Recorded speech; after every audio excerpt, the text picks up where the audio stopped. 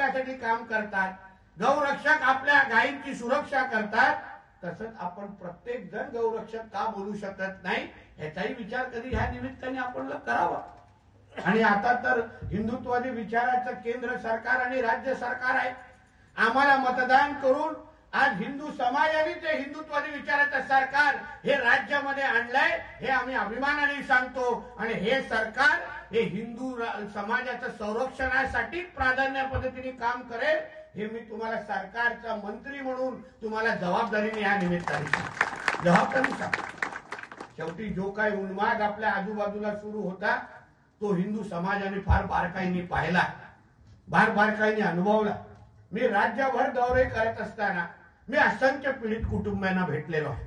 मग तो लव जिहाद संदर्भात असो, मग त्या भूमी जिहादच्या संदर्भात असो, मग असंख्य वक्फ बोर्डच्या निमित्ताने जमिनी गेलेला असो। मी तुम्हाला आश्चर्य वाटेल, मी त्या दिवशी मुद्दामून आपल्या कलेक्टर जिल्हाधिकारी कार्यालयातून आपल्या जिल्ह्यामध्ये वक्फ बोर्डच्या जो काही बोर्ड आहे, जो कायदा आहे, त्याच्या अंतर्गत कुठल्या कुठल्या जमिनीवर त्यांनी ताबा केला त्याची जेव्हा माहिती मागितली, मी तुम्हाला आश्चर्य वाटेल, किमान 50 ते 60% आपल्या सिंधुदुर्गाच्या जमिनीवर महाराज आमच्या त्या वक्फ बोर्डनी ताबा ठोकलेला आहे। त्याच्यामध्ये मोठ्यातले मोठे देवस्थान पण आहेत, ज्या देवांना आपण मानतो, त्यांची पूजा करतो, त्यांच्या समोर नतमस्तक होतो, या सगळ्या काही महत्वाच्या देवस्थानावर पण जोशीजी या वक्फ बोर्डच्या लोकांनी दावा ठोकलेला।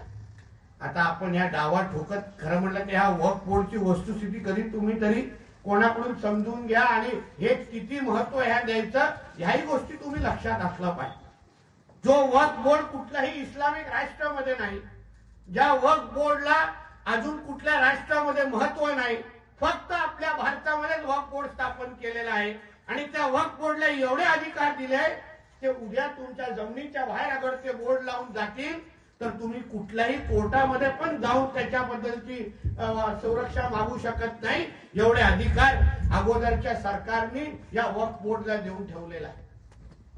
आणि तुम्ही त्या कोर्टामध्ये जर गेला, चुकून तुमची केस लागली, पण मग तुम्हाला अनुभव असा येईल की तुमचा न्यायाधीश पण हे एकाच धर्माचे आहेत, वकील पण एकाच धर्माचे आहेत आणि सगळे आजूबाजूचे अधिकारी पण एकच धर्माचे आहेत, आणि तुम्हाला ऐकणारे आणि तुम्हाला समजून घेणारे त्या पूर्ण कोर्टामध्ये एकही व्यक्ती तुम्हाला मिळणार नाही। म्हणूनच जे आता मोदी साहेब जो काही बिल आणतायत, जे काही त्याच्यामध्ये करू पाहतायत, ते आपल्या प्रत्येक भारतीय नागरिकासाठी फार महत्वाचं आहे। म्हणून या सगळ्या गोष्टी तुम्ही बारकाईने समजल्या पाहिजे, शिकल्या पाहिजे। रस्ते, पाणी, वीज हा विकास होत राहील, ते काय कुठेही थांबणारी प्रक्रिया नाही।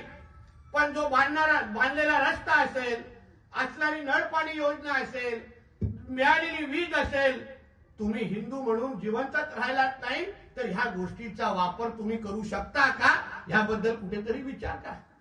आज मोठ्या प्रमाणामध्ये आपल्या माता भगिनी आणि आपल्या बहिणींना या धर्मांतर आणि लव जिहादच्या निमित्ताने त्यांचं आयुष्य खराब करण्याचं काम या जिहाद्यांच्या माध्यमातून सुरू आहे।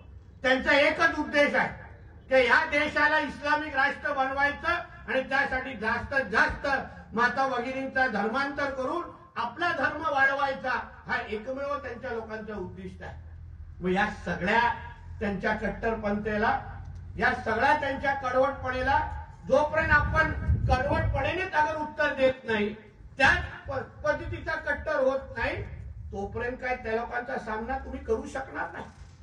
कारण का ते 24 तास आपल्या धर्माबद्दल विचार करतात आणि आपण 9 ते 5च करतो। 5 वाजता आपण दुकानाचं शटर कसं बंद करतो तसं बंद करायचं आणि विसरून जायचं, मग काय धर्माबद्दल काय बोलू नका, अशी अगर भूमिका अगर आपण सगळे